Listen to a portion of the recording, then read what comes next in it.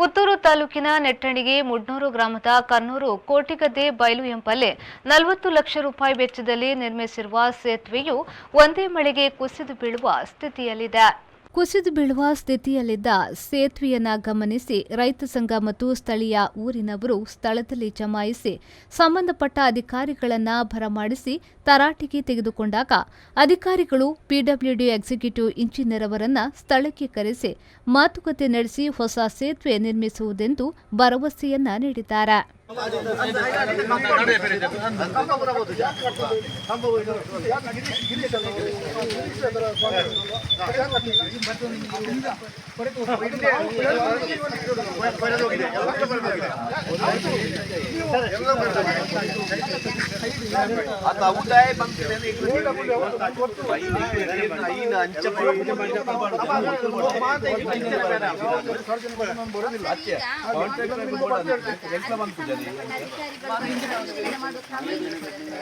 ನೀವಿಲ್ವಾ ನೀವು ನೋಡ್ಲಿಲ್ವಾ ಎಂತ ಕಟ್ಟಬಾರ ನೀವು ಈಗೆಲ್ಲ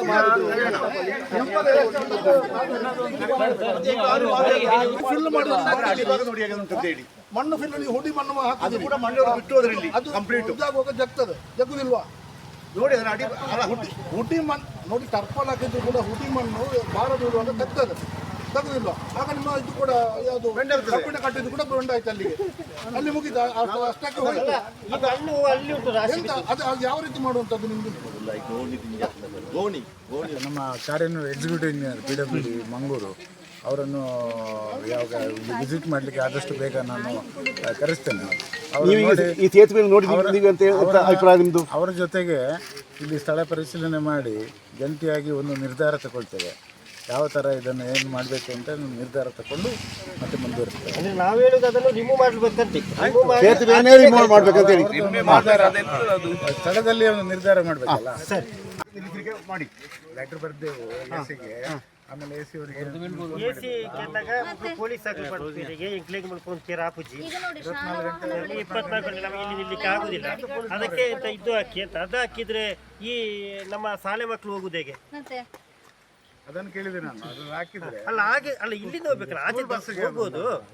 ಸ್ಕೂಲ್ ಬಸ್ ಮತ್ತು ನಮ್ಮ ಮಾಮೂಲು ಬಸ್ ಇಲ್ಲಿ ಹೋಗ್ಬೇಕು. ಮತ್ತೆ ನಾವು ಈಗ ಕಟ್ಟಿರೋದು ಹೋಗ್ಲಿಕ್ಕೆ ಆಗುದಿಲ್ಲ. ಇಲ್ಲ